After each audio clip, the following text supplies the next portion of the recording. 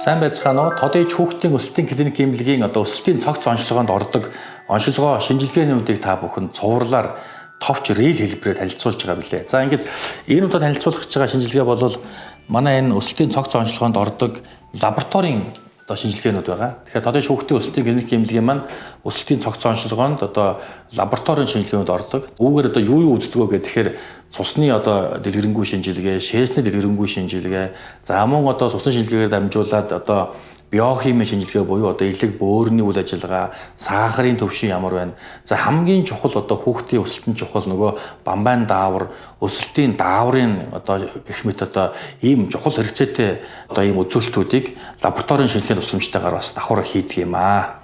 Магадгүй таны хүүхдэд өсөлтийн цогц онцлогоо шаардлагатай байна гэж та бодож байгаа бол тодыг хүүхдийн өсөлтийн клиник эмнэлэгт хандаад өсөлтийн цогц онцлогоонд хамрагдаарай гэж эцэгчүүд та бүхэндээ зөвлөмөр байна.